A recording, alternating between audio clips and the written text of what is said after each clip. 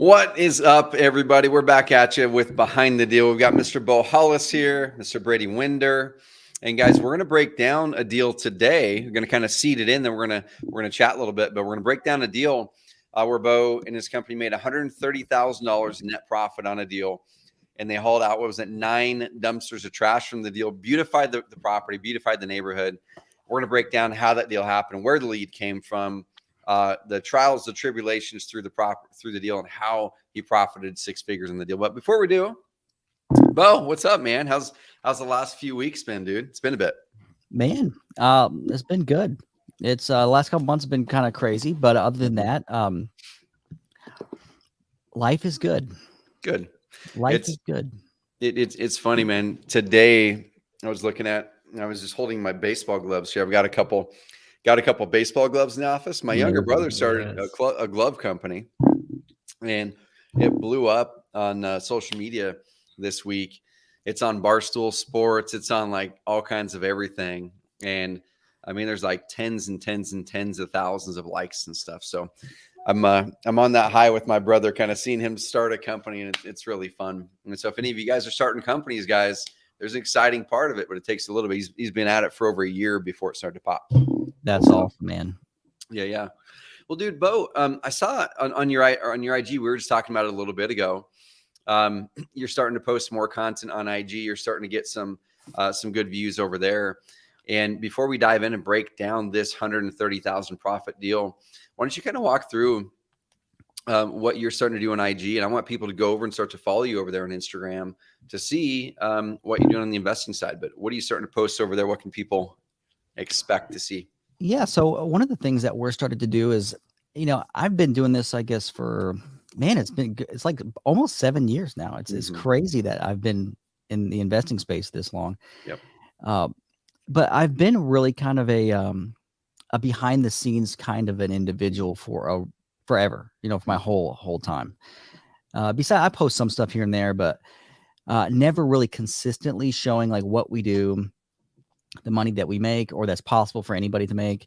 I've just really kind of been a real behind the scenes guy, and I decided, you know what, let's share what really happens in our life and the stuff that we encounter, because it's so crazy, right? It's like crazy stuff happens to us, and I want to just share the entire story. So every single day we are posting behind the scenes stuff in our office, the deals that we're doing, sales, negotiation tactics, and how to better your life, your family, and just have fun doing it and just hanging out with us. So if you guys are out there in social media world, we're on Instagram, YouTube, those 2 things, TikTok, all those things. Yeah, basically at Bo Hollis. So you can look me up. There's not many Bo Hollises out there. There's one guy who's a musician. I'm trying to buy his name. So I failed so far. So I love it. Well, dude, let's dive into the deal. So $130,000 net profit deal, 9 dumpsters of trash. Yep. Let's start to dig into this. So Bo, kind of walk us through the deal at the high level, and then we're going to go step by step on it. Where the lead come from, all the way from the challenges that seller was facing, how you overcame the challenge, the whole thing. But high level, 50,000 foot view, run us through this deal. So from start to finish this day, it took me 40 days to do this deal from the very first time. Let me backtrack a bit, because I did say something that was wrong. So it took me 40 days from when I closed the deal the first time I bought it, because I wrote a check myself. I bought this property, and then from 40 days from when I bought it, I resold it again to the end buyer. So, but overall, the deal probably took me in the range of about 60 to 65 days, roughly, from the very first time that I talked to the seller to getting to the closing table, to getting my check here in the closing statement, of this new deal. So we have 2 closing statements here, because it's all lies until you show the money, right? It's all just fake. But so it took us about, 2 months, roughly 2 months, 2 good months of working this deal out. This was a deal that came, really the start of this deal was a 2-year-long journey on this deal, because I had seen the seller, had done one other deal with the seller prior, about a year prior, roughly a year or so, year and a half. And that seller actually remained a friend with me on Facebook. Hmm. Actually remained friends with me. And then I had posted a recent video on Facebook saying, "Hey, I'm looking to buy more properties." Kind of the website video that I have on my Simply Sold website. I posted that video and just made a post about, "Hey, I'm looking to buy properties." The seller reached out to me and through my Carrot website actually, and said, "Hey, I did a deal with you, or I sold you this house at this time. I am looking to sell you another property. So give me a call." Cool. So reached out to them, and they said, "Hey, it's messy inside, and it's rough, but come out and see it." And I was like, "No problem." So I went and saw it the next day, and that's when we started to. That's when the journey began. Dude, so that right there is something I want people to key in on. So one thing I think is a big misnomer in the real estate investor space is a lot of people treat each transaction as, hey, I'm never going to work with any one seller more than once. I've heard that lots of times where people say, well, the retail side, you need to build relationships, but the wholesale side is transactional and you're just working with that seller once. And guys, with this one here, that's the thing that Bo said is he treated that seller really, really well. They remembered him. But then number two, he made it so they remembered him because he was posting good content, right? And we talk about content here a lot about Carrot, that when you're in a competitive market, we need to stay in front of people and build authority and trust. And the only way, guys and gals, the only way to build authority is through content. It's by the spoken word. It's by sitting across from somebody. It's by showing people that you're doing things that can help them and showing that you're an expert and trustworthy along the way. So you posted that on there, came to the Carrot site, opted in. What were any of the challenges that you had with the property when you were talking to the seller or you showed up? So we go to the house, and it was a nice home in a nice neighborhood, like blue collar, nice area, probably worth 225-ish, give or take, but probably pretty close to that. 4 beds, 2 baths, basement, garage, good property in a good area. We opened the front door though, and it was full of trash. I mean, lots and lots of trash in this house. And that was kind of I was shocked when he opened the door. I was expecting just being a little rough, but I was actually walking on trash. Actually just tons and tons of trash. Did you bring your snowshoes? So what? Did you bring your snowshoes so you could get around? Man, no, because he didn't tell me that it was a hoarder house. So I was wearing my normal shoes, and which for me, like that bothers me because I got to go in my garage and take off my clothes and leave my shoes outside, kind of a thing. So we go in there, and it wasn't the gentleman's home. Actually, he was doing this to help out another family member that he was related to. So he was helping them out because that person was not able to come and be in this home anymore because it was not safe for them. So we walked through the house, the whole place, man, it was just a complete wreck. Like imagine just a house full of trash. Every single room was trash and mice, and like the mice had actually destroyed so much of this house. They had like burrowed in the walls and stuff like that, and made like little tunnels. There was over like, I want to say 300 something pizza boxes that the guys had actually carried out of this home. It was completely wild.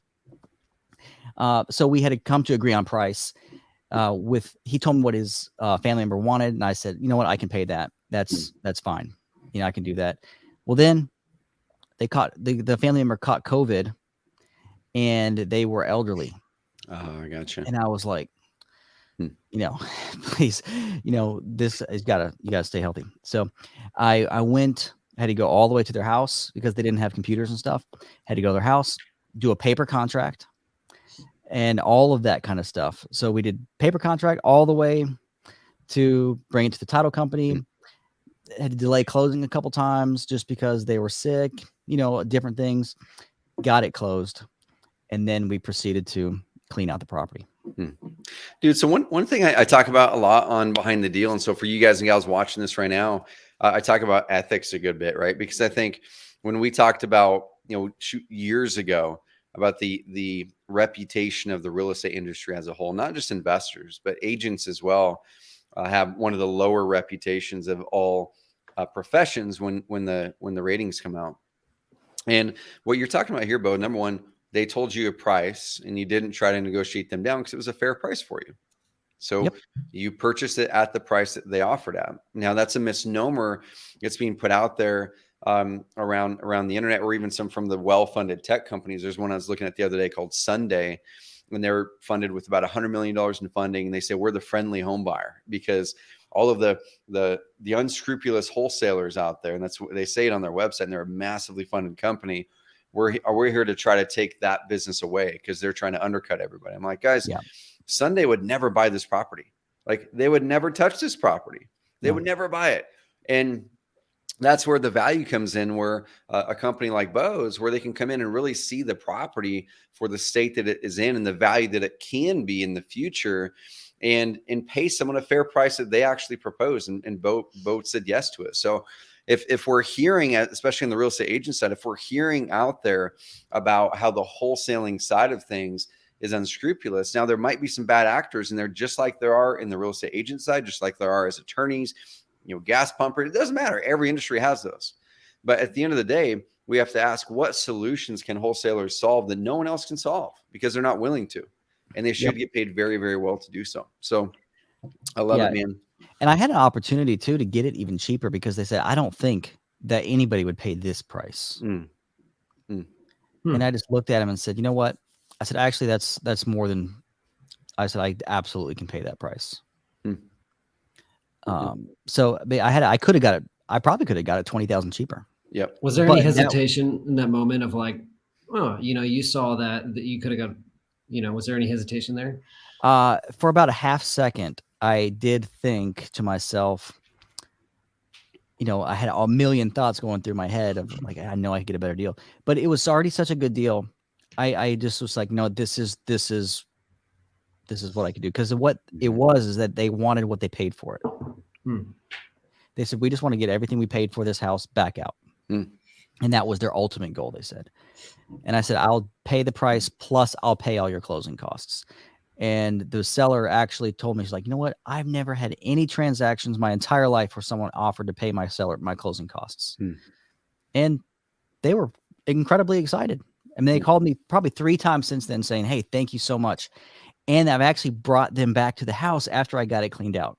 That's awesome. Cool. That's got to feel so good for them. Oh, they were just like, oh my gosh. No, we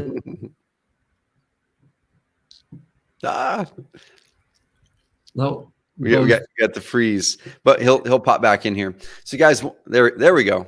He's back. I'm back. It was the suspense building in the story. I don't know where I cut out because I was seeing myself here. No, you're good, man. You said the seller, you were showing the seller the house after you cleaned it out, and they went, and that's when the suspense built up. Yes. So they were so excited about that. They were really cool to see that it's coming back to life, and they were very excited about that. Cool. Dude, so at a high level, we're going to catch people up here. So the lead came from a seller you'd worked with previously. You posted video content on Facebook. They saw that, went to your Carrot site, converted on there as a lead. You got to talking with them, showed up. It's a hoarder house. Yep. They gave you a number. You accepted that number and paid for all their closing costs. And then you had all this trash. So let's kind of now take it. I know, Bo, you've been posting some good content on this on Instagram on how do you then sell properties, and where did you sell this one? Was this one to a hedge fund, or is there another source of a buyer? Kind of how did you then sell that property for that profit?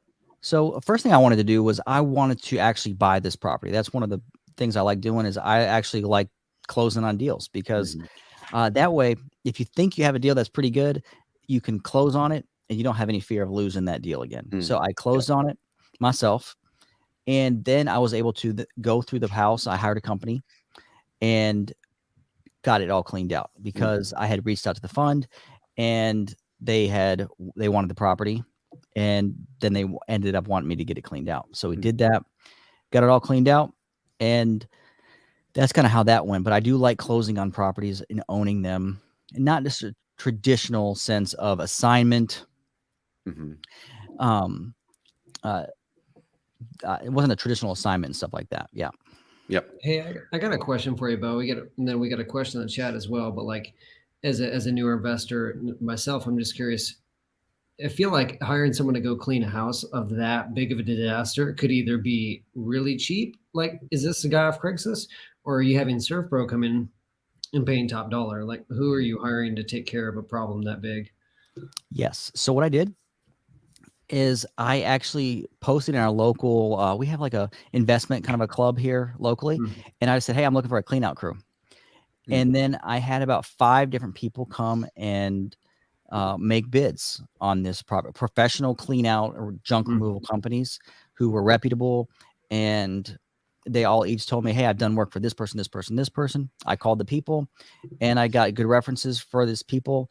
And I found the person, it actually wasn't the cheapest. I found the person who could do it the fastest they had all their own equipment and a whole crew. I didn't try to save money on it. I didn't try to skimp on it. I just wanted it done right, in and out, done. And that was one of the things I did. So I just had a bunch of people come here and make bids, and I just chose the person, and they boom knocked it out. That's awesome. That Facebook group. How much did that cost you, if you don't mind me asking? It was right at about $5,000. Okay. 5 or 6,000, yeah. About right for the level of mess and the kind of crew and equipment you have to have. Roughly about 6,000, yeah. Okay. Yep. Question in the chat. I think we had already gone. Where did the original lead come from? They had seen, it was somebody you'd worked with in the past, and then they saw a video that you had posted on Facebook, and then went to your care site and contacted you from seeing that video. So kind of like it was an organic lead. Yeah. What was the video they had seen? Do you remember? Yes, it was the first video on my Simply Sold site. If you scroll down on my Simply Sold site, it was the main video where I'm sitting in the chair. of just talking about the kinds of houses that I buy. And in that video, a part of that video was actually showing me walking in another hoarder house. And so in the video, it's about a 3-minute video roughly. And I'm walking through some trashy house in the video. And the seller actually references the video and said, hey, I saw the video and I thought, hey, I know the house that's like that, and maybe he'll buy that one too. So this lead is directly 100% correlated to this video that we made. You know, and then you could get into a whole nother thing is hiring a video person worth, is it worth it? Investing into a video person and a professional at that. And I would absolutely say that was my best thing that I have invested in the past year, was hiring someone to help me create great content. And guys, one of the reasons that's important, we've been preaching this for years, y'all. We've been preaching it for years, is once again, to really stand out in a competitive market, we have to build authority and build trust. And the only way to do so is with content, like I said at the start of the call. Now, if you're not good on video or you don't want to go on video, that's totally fine. You don't have to, but you need to be putting some sort of content out in order to really stand out. Now, can you drive leads and close deals without content? Heck yeah, you can, right? You totally can. But the question is, how many leads and deals are we losing because we haven't really built that authority, because we're not building that trust, because we're not putting out content that helps us stand out? And so with this video with Bo, you guys can go check it out. I'm not going to play the whole thing, but I'll kind of jump through it. This is a really, really well done video. But if you guys don't have a full-time videographer, it doesn't matter. Like, literally take your cell phone in your first version. Absolutely. And so, hey, this is Trevor with ABC Buyers. I'm going to walk you through and you could do it at a hoarder house that you just purchased or whatever. Just start somewhere, because you can always swap that video out for something else. But I really do like the way that you did this one, man, where you're explaining to them. Yeah, you're explaining how you can help them. And then I'm going to go find one of the spots where you bring in other footage like that right there. Yeah, it's about right in there. There we go. There we go. Yeah. You can see this is an entire basement and a house full of a bunch of stuff, like just so much stuff in this house. And they saw this exact clip here and said, you know, man, I bet that they'll buy my house too. But if it wouldn't have been for this clip, and this is the stuff investors think of as normal, because this is your daily life. You're in and out of houses like this all the time. Investors think, oh, this is just my job. But you're not going to find this on a traditional broker site. People aren't going to advertise that. No, man. And you know what? So many investors, they just disregard this kind of stuff and say, you know, it's not that important. I don't want to do that stuff. I don't want to hire this person or invest in this kind of in a video person, or that's a big chunk to bite off, right? To invest in that. But look, the results speak for themselves. Mm-hmm. You can absolutely try to do it yourself, and start with your iPhone. My God, I did that too. At the very beginning, I was shooting videos myself, but get it out there. At least get the content out there to where it's on your website, and share it with people, right? And share it. It's really, really important. I love it. That's awesome. I have a question. So this deal you said took a couple months to close. What, I can't remember, Bo, what are you advertising in? Like, a lot of investors will say, we can close in 30 days or we can close in 7 days cash. Are you advertising anything like that? And did that put any pressure yeah. on you? I got to get it done. And I could have closed this. The title was done in less than a week on this, but the lady caught COVID. And so I couldn't close because she couldn't come to the closing table. So I had to wait for another 2 weeks or something like that just to get her over COVID. And then we actually did the closing where she stayed in her car, and the attorneys just handed the paper, through the window, and she just was signing in her car the whole time. I still did get a review, but it's like she's in her car with a mask, and it was super weird, and we just kind of waved, but yeah, it was a unique situation. It took me about probably 3 weeks to get the whole thing closed. But yeah, absolutely. I say that I can close in as fast as they want because I'm actually the buyer, right? That I've actually pivoted to where I'm the buyer. Yeah. Was there anything else, excuse me, anything else besides her getting COVID that hung it up, or was that pretty much it? At the beginning, I had to go through her relative, so I didn't have her number at the beginning, right? So I was communicating through one person, and then that person had a lot of stuff going on, and then that person, I was saying, hey, can you ask them if they're going to accept my offer, right? So I was going, it was like a daisy chain thing. I'm having to ask one person and to ask this person, and then he was like, just call her. And so I was like, great. So I called her and I said, hey, I'm the guy buying your house. And she was like, oh, great. She's like, well, she was like, I live in this town. And I said, okay, I'll come over there. When's a good time for me to come over there? In the next 2 hours. I just framed it just like that. When is the next time? In the next 2 hours, when can I come over there? And she said, at this time. And I said, great, I'll be there. Gave me the address, went over to the house, got it signed. Boom, we're done. Interesting. Is that pretty typical of you to say, when's the next time in the next couple hours? Do you find that effective? Yes, because if you don't use language like that when you're talking to a seller, if you don't use language that is framing how you want the outcome to be, I framed it. When's the best time in the next 2 hours for me to come? Right. So I framed it. My ideal situation is the next 2 hours for me to get this done. When in that time frame, I gave them a little bit of time. When in that is good for you. And I'm making them make an answer that I already like. Yep. Right. I already like the next 2 hours. I can come anytime in that time. And I framed it that way so she would answer how I wanted her to answer. So she said, hey, 4:00. I said, I'll be there. So for me, I'm already okay with anything she says. I'm already okay. So I always try to frame it like, when's the best time? We have a 12 available. We have a 12, 3, or 5, right? I frame it to how I want the outcome to be. So, because a lot of times people cannot make quality decisions far out into the future. And far out for them might be 24 hours. So I have to really frame this up to where I set it up for them to win, really, because they might say, I'm busy, and they're not really busy, but they may think they're busy. So I have to frame it with, here's our options. Which one is best for you?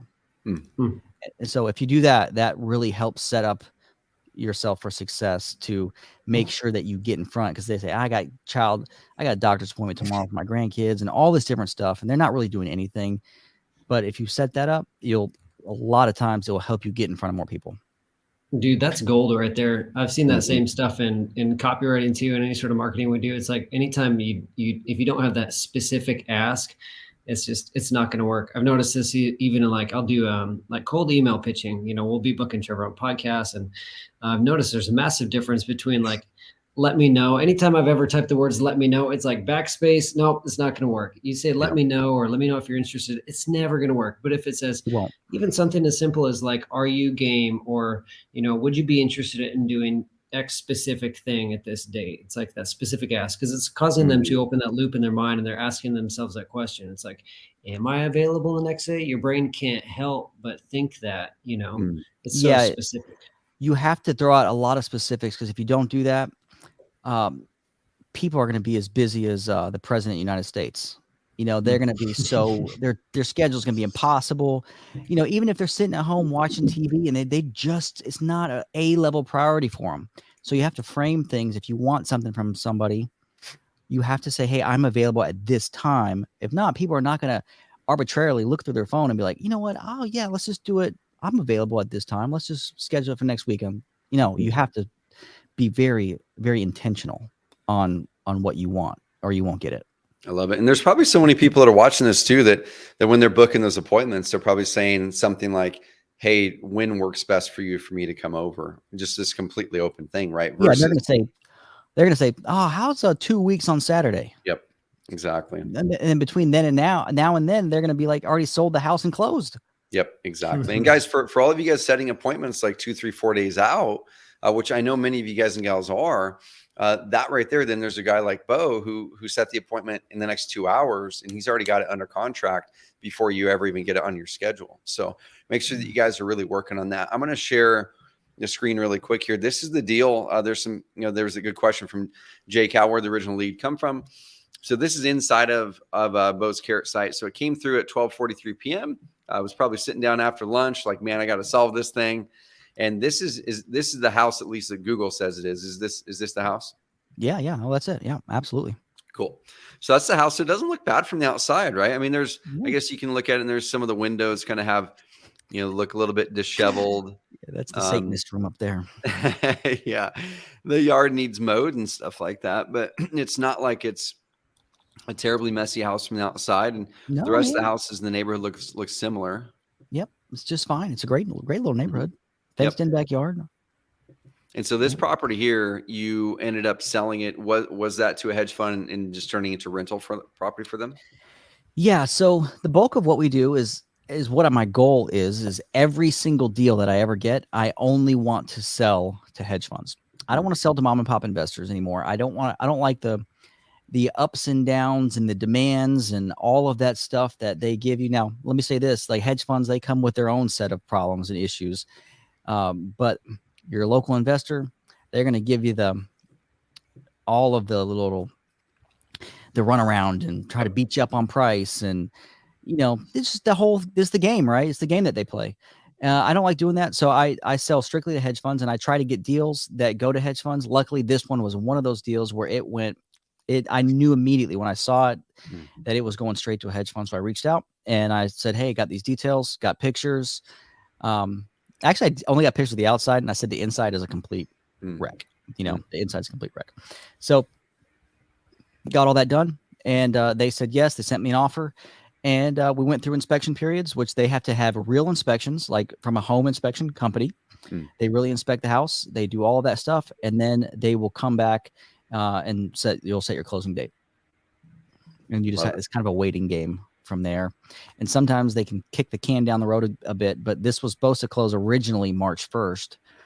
But then they, said, hey, we need to close it later.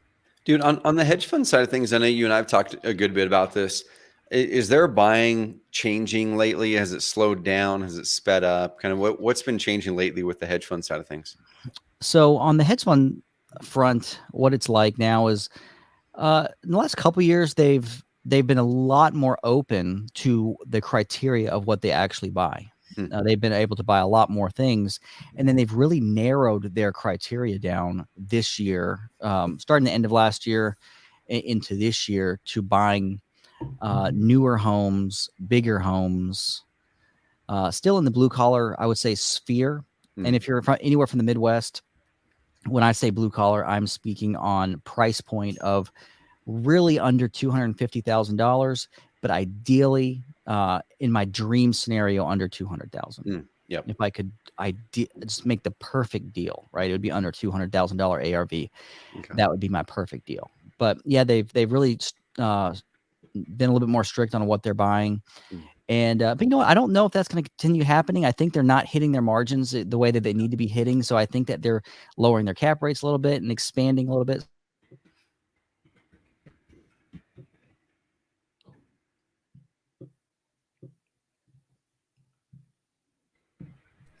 The All right, suspense is building. He's Oh, back. It He's is. back. He's back. He's back. I'm back. I don't know what's happening here. We're holding our breath. It's okay. But what I was saying was, they're missing their marks by 50%, and they have the last several months on across the nation. They're missing how many properties and assets that they buy. So say they wanted to spend $50 million, they're only spending 25. Gotcha. You know, so they're falling behind a little bit. So I think that they're going to have to open up that criteria to make sure that they hit that mark. Dude, here's something I want to run by. I've been thinking about it, and I've had some conversations with some extremely, extremely high level investors. Like one of the guys is, depending on who you ask, probably top 2 or top 3 by volume home buyers in the country. We were talking about 3 weeks ago, and kind of talking about where things are going. And of course, the hedge funds and a lot of people are buying rental assets for one reason, because the stock market's overheated a lot right now. And so like, where are they going to put this capital, right? The hedge funds put capital in spots that are going to give them the best returns for their clients. And the stock market's really overheated. So then you go, okay, well, that asset class there, unless you're really, really focused on equities and finding deals there's not as many deals now on the equity side as there was 5, 6, 7, 8 years ago. So you look at other asset classes, right? You look at oil and all those types of things, very, very volatile right now. But then you look at real estate, where rental real estate has just been getting more and more aggressive as far as the competition goes. And rents keep on going up, inflation's going up. And as you're looking at an inflationary period like we're going into, y'all, you want to make sure that you have investments in an asset that can also outpace inflation. And so when we look at where the hedge funds are spending money, they're putting it here. Now, here's the thing that's interesting. As I've been digging in more and more, and you look at the dynamic with America, China, things like that, where our debt's going, right? And so more and more, China's been buying up physical assets in America, houses, property, commercial real estate, gold, the whole thing. And here's kind of this gets into like economics here pretty deeply. As soon as like U.S. is never going to default on the note to China. We're never going to default on it, because we're just going to keep on printing more money, right? We're just going to keep printing more money, making our money worth less and less. We're going to be sending this money to China. They're taking that money and then buying U.S. assets with the money. As soon as that debt starts to tip over on the balance of how much assets they own from America, they're going to like not care about the money anymore, because they already own half of America. And what I'm thinking is going to happen is in about 8 to 9 years, these hedge funds are going to want to sell their big portfolios, right? They're not going to go, and likely, I feel, they're not going to go list their 30,000 houses on the MLS. Not happening. They might list some of them, the ones with the highest margins. They're going to take those agents. That's not happening, dude. Exactly. They're going to take them and sell them in bulk to a buyer. And I think China's going to come in and like it's going to be one of the biggest swaps of wealth, all in like a 24 to 36 month period, where China's going to be owning like a third of all residential rental real estate in one fell swoop. And so it's going to be watching this. You need to rewind this for the last 5 minutes and listen to this again. This is absolutely is happening right now. Is that the biggest portion of American rental real estate right now is being bought up by Wall Street. Yep. And we're being made a nation of renters.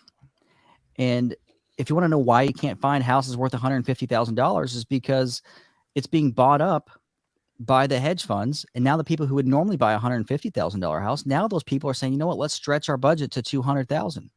So everybody who would normally buy a $200,000 house, the people who are at the 150 mark, they're buying the $200,000 house, and then so forth. It's like a big snowball effect, and it's going to continue to happen.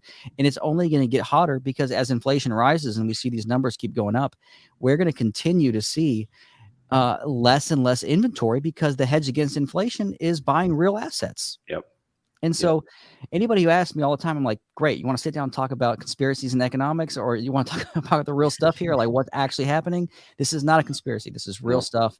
And if I could have 200 houses a month, I could sell all of them to the hedge funds. So if you're out there, by the way, send me your deals in major markets because we can get full price.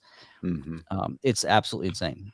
Dude, I'm reading a book by Ray Dalio. I mean, it's massive right now. It's like 3 inches thick, but I can't remember the name of the book. It's his second book. It's this big black one, and it talks about kind of that changing of the guard, that new world order that likely is coming. I know this is getting out of real estate, but I think it's very important that as investors or entrepreneurs, we need to have an idea of the macro, not just the micro.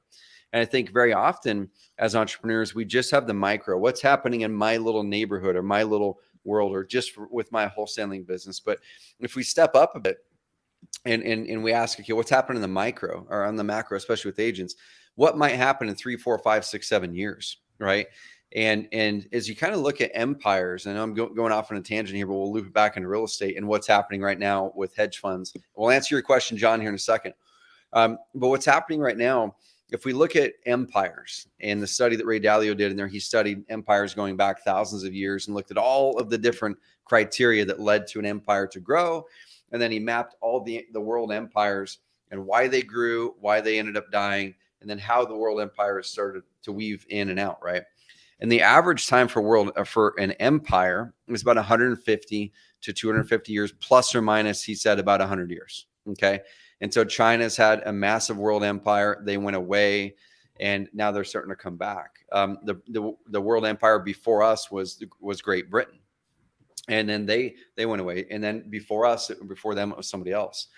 And as you start to look at it, number one, the country gets really, really hungry in the early stages to become an empire. They start to produce, they start to manufacture, they start to add value, they start to really build their military power in those early days. And there's a lot of other things that get attached to it. And eventually that world power likely becomes the currency, the default currency in the world for that period of time, which we are with the US dollar. But when it starts to decline, it's the things that we were talking about there. We get over bloated we're overextended on the military side. We get lazy because we've been prosperous as a country, and we stop innovating. Our education goes downhill. In the early stages, education is number one, and then it goes downhill. If we look at where China's been the last 30 years, they've been focusing on education so hard. We're getting lazy over here, guys. And so I don't know when it's going to happen, but you can start to see these things converging. And then eventually when that shift happens, the default currency changes. This currency starts to go to zero, and then there's a reset. And then we start the whole process over again for the next 100, 200, 300 years.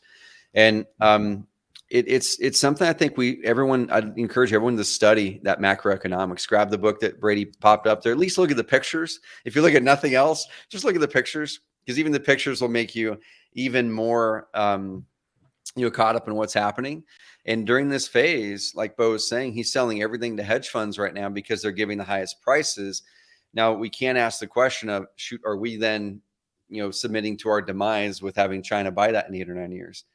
Possibly, but what is the other option? They're gonna do it anyway, and we may as well become financially well off during this process, so we can then take those funds and invest them in the right spots to keep things as much as we possibly can in America, if possible. But absolutely, it's wild, guys. So John asked, dude, it is, man. John asked, how did you find the hedge funds that you're working with? Oh, that's a good question, John. The answer is really silly, and not silly, but it's interesting. They found me on YouTube. Content, content, baby. They found me online. The guy actually found me, reached out to me through my Carrot site. Yep. And found out and reached out. Yeah, that's pretty much it, man. That's how they found me. Yeah. So they're really hard to get a hold of, because in every different market they are. They're not in every market, but I don't know what market you're in, John. So I can't speak to exactly who's in your market or where they're at, but there's more than likely there's lots and lots of different funds out there. A-level funds, that are huge, and even all the way down to like funds that will buy like D class properties. They are out there. And then I'm even seeing, this is crazy. And I didn't think we would get on this tangent here, but Yep. I think it's necessary for those of you who want to listen to this stuff. Is, I'm even seeing like micro share style funds being created to buy properties, like funds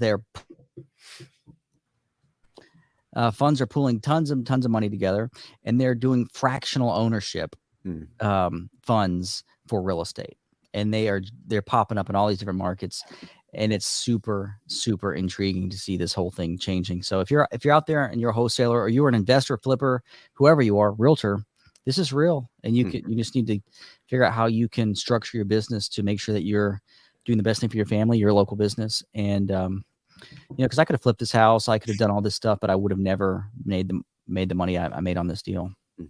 And guys, it's a finite window, right? So as we kind of look back at the crash in 2007, 8, going into 9, I think a lot of us look back and go, oh my gosh, if I would only have known that the cycle was going to shift at that time, I would have made different decisions in my investing, or I would have known that those were opportunities. Or, for me, looking back, it's like, okay, if I know there's a crash, then it's about 2 to 3 years later is when I'm probably going to get the best values, maybe even 4 years when I'm going to get the best values. So your second homes, vacation homes crash first and they come up last. And this next one, I'm going to go, I want to buy a couple places in certain spots. And it's probably going to be a couple of years after things might take a dip, which who knows when that's going to be. Because like we were saying, the dynamics are in a spot where prices keep on going up right now. But this is a finite window on the hedge fund side of things. And like Bo was saying, guys, the way that these hedge funds found Bo to where he could sell his properties is he leveraged content. He leveraged a Carrot website, and he launched his cash buyer website on Carrot. So you can see this company's paying for ads. This company's paying for ads. This company's paying for ads. And then Bo has his Facebook page here, which is set up there. And he named it after a phrase that someone who's looking for discount properties might search. Okay, Louisville wholesale houses. And so they land here and they can see that he's active. They can see that he's reputable. They can see that he's a real business. There's a link to his Carrot site right there. And then over here in Google, the number 2 result right behind his Facebook is also Bo, but it's his Carrot site. Organically, he launched this website. It's showing up in Google. He did some basic modifications to it, added a logo, very simple logo, customized some of the pictures, added a video once again. So now he's got a personal connection so people can see that this isn't just a fly-by-night guy. And I think that's really important. Those of you who are launching your cash buyer sites or your motivated seller sites with Carrot or your agent sites, make sure to get some level of video content on there. I don't care if you think you're bad at video or not. Guys, just get something on there because that's you. That's your face. That's your voice. That is the person you're going to be, you're going to be talking to those people. And so get them out there and just have that confidence to embrace yourself. And Absolutely. So then they start posting properties on here. And this is how he's reeled them in, guys. So if you have not launched a cash buyer site on your Carrot site, Carrot system yet, launch the cash buyer site. Let me say this because I don't think you would say this. I can say this because I don't get paid by your company.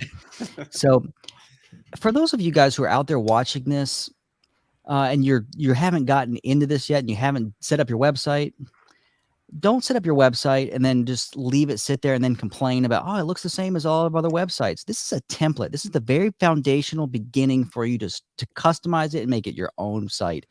Do that through media and posts and video and all this kind of cool stuff, and get out there and make your thing over time. Spend the next 3 to 6 months really customizing and make it a scheduled thing that you do. Like put it on your schedule. Like, hey, I'm going to work on my website on Monday, for this time block, and get out there and do it. Like just don't buy it and then complain about it. Get out there and do it and crush it. You can see like we had Google My Business and like 3 or 4 spots on the first page. Yep. All from just getting out there and doing the work. You just got to put in the work though. I love it. Well, guys, we'll wrap this part of it up, and I'm going to share something. And Brady, do you have anything to share? I think we should talk about Summit for sure. But anything else? I got one tip. One thing we like to do on the show is a little short segment called Tips That Actually Work. We just like to share something short and tactical with you. Usually you can do it in your marketing, your website. But one thing that's super relevant to our conversation today, the tip is use real photos on your website. Yes. A lot of times people will get a Carrot website and they'll launch it. They'll say, okay, cool. Maybe they'll tweak a few things. Maybe they'll add a picture of themselves. But this is one thing I wish people would do more of is when I say use real photos, you can see this in Bo's website, but there's a couple different areas. So headshots of yourself. I've even seen family photos, something to show that you're personal, you're personable, that you're a real human. But more importantly than that, besides showing people that you're a human and not just an entity or business, photos from your area, houses in your area. Find some off Google. Go, on your way to work, snap a couple pictures and throw them on your website versus the stock photos, because people will see those, whether it's a house in a neighborhood or whether it's like the look and feel of a house in your neighborhood. People will associate that with with that area that they're in, and it will build more trust and credibility versus a stock photo. I mean, 9 out of 10 times people recognize a stock photo when they see a stock photo.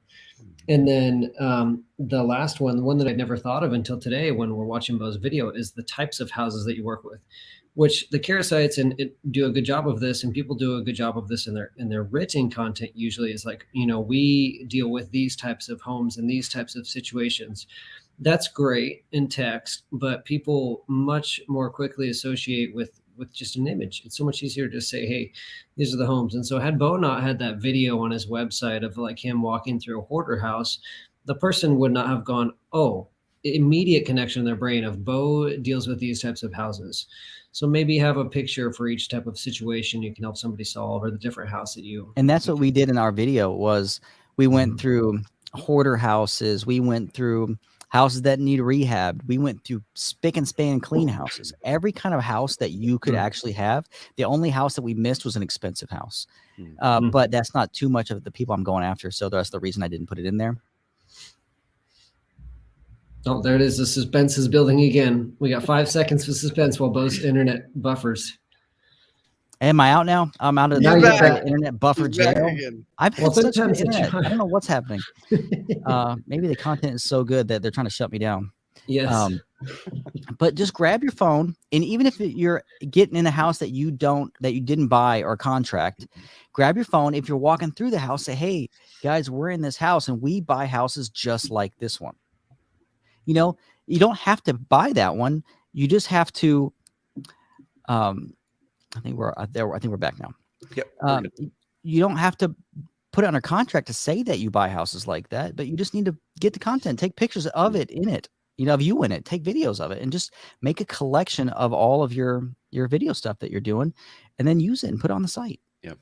In it. If you didn't catch anything else from this episode or that tip alone, what Bo said, in the house. I see so many investors on Instagram taking pictures. It's like one picture of the outside of the house. Every flip from the outside looks almost virtually the same. It's like, take a picture of the inside. Walk through it, man. Unique houses. Yeah. Because what you're doing is you're letting, and I'll end with this, is you're letting, when you make these videos of you walking through a house, take your phone, walk through it, you're letting the person who also might own a home like that see that you're not afraid to be in a home like that one. So that person will identify themselves with the clean house if they're in a clean house, if a hoarder house, if you're in a hoarder house, if needs a total rehab and it's gutted to the studs, they're going to see, hey, oh man, person might be a great fit because they already are in that kind of house. So it's really, really important. And I think it's something everybody should do. I love it. Well, guys, we're gonna lead to a wrap here, and I'm gonna share my screen really quick. So if you're listening to this live, and if you guys are not listening to this live, go to carrot.com/behind, carrot.com/behind, or carrot.com/deal, whichever one. They'll both get to the same spot. I'm probably using the wrong link. You guys will get there, and subscribe to Behind the Deal, because you're gonna be able to show up live, ask us questions, engage in us live every other Thursday. So go check that out. But right now, if you're listening to this live, or even after, you guys can check out the recordings. Go to carrot.com, go to carrotsummit.com. So carrotsummit.com. And we've got our live 2-day summit coming up next week, actually. So it's 6 days out from the time we're recording this live. If you're listening to this recorded, go to carrotsummit.com still, because you can access and purchase the recordings. Now, guys, with this summit, one thing that we were wanting to do, and Brady's been leading this effort and just doing an amazing, massive job really championing the summit, creating the summit, and driving it. We've got some of the biggest experts in the country, including Mr. Bo Hollis. He's going to be back on with us next week. We've got Max Maxwell, been a Carrot customer for many, many years, and amazing entrepreneur. He's coming on the summit. We've got Pace Morby, a good friend of mine and one of the biggest, investors in this space now. He's on A&E. He's a massive rising star. We've got Diedrich Polite, and they also have a show on A&E. We've got Mr. Tom Ferry, the largest real estate agent coach in the world. We've got Tim Bratz, owns and controls $400 million plus in multifamily. We've got Tyler Ford. We've got the home buying guys. We've got everybody. Krista Mishra. Like, we can keep on listing it, but just go to carrot.com or go to carrotsummit.com. Check it out. Completely free event to show up to live. Now, if you want the recordings of it, right after you submit your information to get the invite, to get the calendar invite and the link to join live, it's Wednesday and Thursday next week, March 30th and 31st. We're going all day, like 7 a.m., 7 p.m. Pacific time. We're jamming out all day to bring as much possible value for you guys as we can to help you grow your lead flow, to help you be a better investor, better agent, better hybrid, and to win back more of your time. But you can go and purchase the recordings of the summit for 50% off if you do it before the summit starts. So the recordings, about 20 plus hours of content, are going to be $200 if you get them at the summit. And we'll give you the last 2 summits recordings as well, which are also amazing. If you do the pre-sale purchase, it's only $99. And we know that many of you won't be able to make it to the entire summit, all 20 plus hours of the summit. So if there's certain sessions where like, man, I can't make that live, or we have breakout sessions where you have to pick one of the breakout sessions, you want to get access to both, it's only going to be $99 before the summit to get those recordings. You'll have access as long as you want them. And guys, we're pumped to see you guys there. So come carrotsummit.com, invite people, and we'll see you there. We're going to have an amazing time together. So I'm pumped about it. Yeah, there's an amazing lineup. Good Girl Property says, awesome lineup. Be there. Bring your whole team. If you're part of a RIA, if you're part of whatever, come to the event. We want to help this change your life, change your business. All right, guys, we will see you there, carrotsummit.com. Seriously, I'm going to keep rambling on about this for just a second. I know Trevor is trying to wrap, but like, this is one of the biggest things we do all year.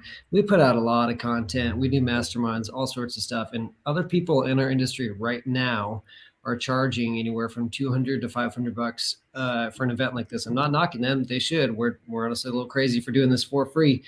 But this is like the most high value thing we do all year. Mm-hmm. Let me share my screen. I'm going to share up the schedule real quick here. Oh, let's see.